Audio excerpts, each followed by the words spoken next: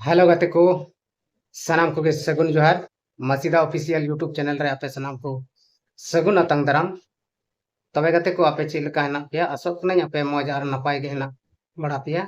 और इन हो मौज आर नपाय गे हेना तबे तबे देलाबन तेन नोआ वीडियो रे आबो बन गालमारा जहां दो इंटरनेशनल ब्लॉगर लावा हंसदा उनी बखरा तेगे बन गालमारा उनिया वीडियो नितो यूट्यूब रे गुल्ले बड़ाई कना पूरा वायरल बड़ाई कना जहां दो उनिया सकाम ओड़ेज बखरा सकाम ओड़ेज रिया माने दो हुयुग कना जे छाड़ा छड़ी ठेठ भाषा ते बन मेता खाय तो संताल ते तबे उना दो छाड़ा छड़ी रिया आदो लाहा जब अब बन नेल बड़ाय तेना लावा हंसदा वीडियो से लावा हंसदा बखरा ते वीडियो अडिगान हजुग कान तेना उन समय जहां तीन रे उनीरेन गर्लफ्रेंड से गाते कुड़ी को मेताय सलोमी मुर्मू सुसाइड लेदा से गज लेना उन ओक्ते रे उनिया पूरा वीडियो हजुग कान तेना आदो उन ओक्ते रेगी उनीरेन बहु को से उनिया चिली को मेना को ताया सनाम सोशल मीडिया को सेंद्रा नाम के को और सेंद्रा नाम कते उनीरेन बहु जहां दो पहिली को मेने कना माधव हंसदा और उनीरेन मिटन गिद्रे हो मेनाय तिया पोरायनी हंसदा आदो नुआ दो सरी कान गिताया और सरी गी मेना मेना को ताय गया बहु को मेनखान लावा हंसदा दो बगी कदी थेना ओनाते उनी दो अपने अपने डंगुर कोड़ा लकाय लेखा कान थेना से डंगुर कोड़ा गे मेनोगो कान थेना मेनखान उनी रेन दो गिद्रे हो मेनाया आदो नुआ दो आम बात कना कोड़ा को दो सरी गी ठग गी को रोड़ा से कुड़ी होड़ हो नेतार दो ठग को रोड़ गया आदो नुआ दो कोनो उना दो बाय मेटार दा अरे मेटारे रहो ओना दो उनिया बिचार कान तया लावा हंसदा बिचार कान तया जबकि उन मरंग ब्लॉगर कनाय इंटरनेशनल ब्लॉगर होते हुए आज तीन एड़े एड़े रोड़ कदा से तीन सरी रोड़ कदा ओना दो आया बड़ाया आदो तेहिं अबो उनिया सकाम ओड़े बकरा तेबुन गालमारा आदो देलाबुन तबे बिना बिलियम कते नोआ वीडियो बन स्टार्ट का रेगी तबे गते को अब बन बड़ाई गया लावा हंसदा दो इंटरनेशनल ब्लॉगर कनाय पूरे दुनिया ये दाड़ान तहना और आया ब्लॉग वीडियो द्वारा दिसम रेन हड़ को आया वीडियो होते थे उदू को कान तहना मेनखान 2-3 महीना लहारे उनी उनी तलारे मिटन घटना घटावना जे मेनते उनी मिटन कुड़ी जहां दो नेपाल रेने तहे कान सलोमी मुर्मू मेन कते उनी सुसाइड कते गजो कना और उनी दो पूरा पूरी उनिया जहां वीडियो को हजू दो बंदो कान तया और आयमा हर उनी खिलाफ वीडियो को बनाव केदा जे लोबा हंसदा अडी बड़ी हड़ कना अडी क्या कना नुई दो गज किदिया चिका किदिया फलान किदिया ढकान किदिया नुई के खान तेगे नुई कुड़ी दो गज एनाय धोखा किदिया चिका किदिया नुंका मेन कते अडिगान वीडियो वायरल कान थेना और अडी हड़ आयमा पैसा को कमाव केदा उनी बखराते चेदा से यूट्यूब रे जहां वीडियो चलाव लेन खान दो पैसा दो कम गया नोआ दो सनाम हड़ बन बड़ाय गया जहां को क्रिएटर कना बन उनको दो आदो सरीगी कथा हुयुग कना नुई लावा हंसदा उनी कुड़ी उनी बखराते गजना से अकोय बखराते गजना नोआ दो निथरी बांग प्रूफ कना और लावा हंसदा नित बुन नेले कना बाहरे रेगे मेनाया बांदो उनी जेले चलाव कना बांदो चिकाव कना ओना इयाते बड़ायोग कना जे मेनते उनी कुड़ी दो आया दोस्त तिगिए सुसाइड लेदा से आज तिगिए गय कना आदो आबो बन बड़ाया नितो जे नुआ उनिया जखन नुआ समस्या से नुआ दुख तकलीफ उनिया जिंदगी रे हेन का उन समय रे आयमा ढेर नौकान ब्लॉगर को से आयमा यूट्यूबर को हेना और लबा हंसदा जिंदगी से उनिया घरवं बखरा सेंद्रा को धुरवना और उनी दो सरीगी उनिया घरवं रेन से आज रेन ओड़ा हड़ होको सेंद्रा नाम किदिया जहां सला दो बापलाव कना और बापला कते मिटन गिद्रे हो मेनाय ते आदो उनी को नाम किदी खान तीना दिन खने बगी का दिया नोआ दो हाँ बई बड़ाई दाड़िया कना से बई लई दाड़िया ताबन कना और उनी दो आदो नितो लावा हंसदा दो नितो जखन नोआ को ठंडा ᱧᱚᱜ एनखान नुई दो आज रेन बहु जहां आयमा दिन खने बगी का दे उनी नितो दो छाड़ा छड़ी बखराए गोटा केदा और उनको घरज रेन लावा हंसदा रेन आज बाबा आज को तको को गलमरावना और को मेन केदा नुई बहु दोबन बगिया आदो ओनाते संताल समाज रे दो अब बन बड़ाया जे मेनते बहु को बगी को खान दो ओना दो सकाम ओड़े को मेता ओना जहां सिंदूर सकाम को मेता ओना को ओड़ेजा और उनी दो छाड़ा छड़ी हुयुते आदो तीन उनको 14 तारीख यानी कि नवा जुलाई महीना रिया 14 तारीख लेका गे पसे को ठिकान लेदा। आदो उना ठिकान रे लावा हांसदा रेन बहु समय बाय नाम लेदा आर उनी आज बाबा यानी कि लावा हांसदा रेन होनहार ते उनी हो इन हिलो दो समय बाय नाम लेदा ओनाते आको आतो रेन मंजी गोंके किन लई अटुआ को जे निया तारीख दो अबुआ गालमराव दो बांग होई दाड़िया से सकाम ओड़ेक तो बांग होई दाड़िया। तो नुआ कथा उनटेन को मंजी लावा हांसदा तको आतो रेन मंजी बाबा को लई दिया आर उनको दको मेताव दिया आलोपे हजुआ तिहिं दो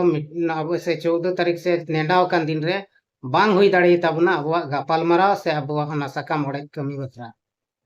तबे ओना अंजम कते रहो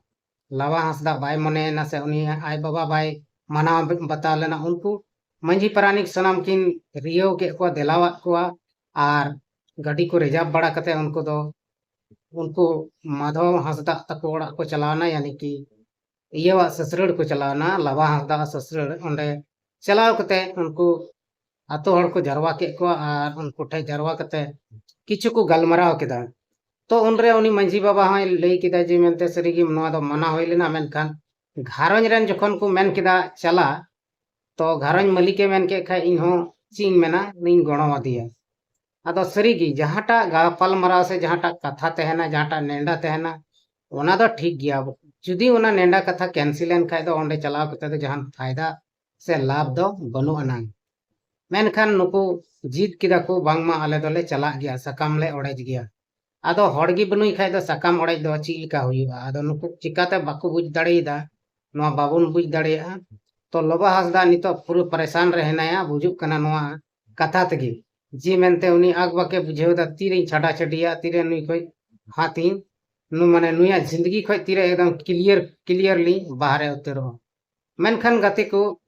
कथा दो नोआ कना जे नुई नितो नोआ हुदिस दा नोआ कथा से नोआ कमी गी लहारे कमी लखान दो अडी भागे होय को मेनखान नुई दो अडी ताइनम से जब आया जिंदगी रे ठोकर रे नाम किदा तबे नी नुई दो होश रे हजुक कना।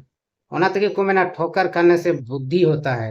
ओना लका गी नुई दो ठोकर रे नाम केत खान बुद्धि है एनते नॉलेज ही एनते और बहुत ही एनते बांग मा इन दो जखन सकाम ओड़े बኝ होई चुल खाय से बኝ सकाम ओड़े लेखान इnya छुटकारा दो बनु अतिया। आदो सरीगी गते को नुई नुआ चिकाते बाय हुदिस दाड़िया कान थेना उन दिन उनी दो हुदिस का थेना बांग मा इन दो पूरी क्लियर गया फाका गिए जहान दिक्कत दो बनु तिया। मेनखान अब बन बड़ाई गया नो दुनिया रे जुदी आम जहां ठे सक्सेस की सीढ़ी में रकाब लेन खान आम दो आमा पिछली जिंदगी रिया खोजबीन दो जरूर गे हुई तमो और ओना क्लियर बनु तम खाय मिद दिन आम दम फसाव दाड़िया और आमा जहां मुकाम में हासिल का ओना रे दाग लगाव दाड़िया तम। आदो नोआ कुगी नुई बाय हुदी से तेना जनी ओना इया तगी उनी दो नितो मुश्किल रे पड़ाव कना और नितो ओना को कमी हुयुक कान तया। आदो गति को लावा हांसदा अपने आप रे अडी मारंग होशियार होड़ा लेखा मेनखान नोंडे दो उनी लेजे एना चेदा से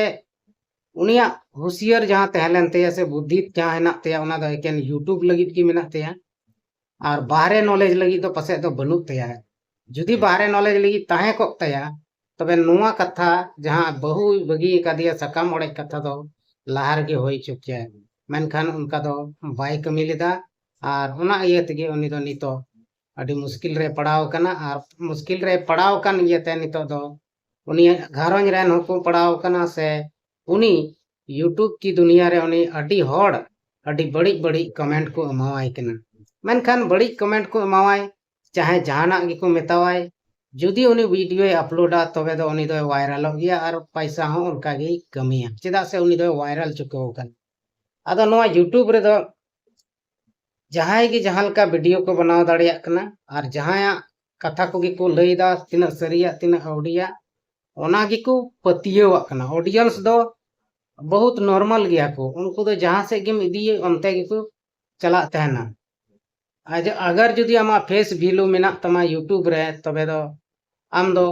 ऑडियंस दो जहाना गेम अगु को ओना गी को उदुगा से ओना गी को नेला ओना लेका गे लावा हांसदा जिंदगी रे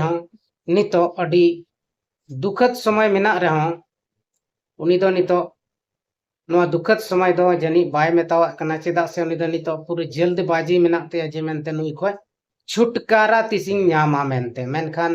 नोंका दो अडी बड़ी होयुग कना चेदा से जुदी आम गिद्रम जनाम दाड़ेयदिया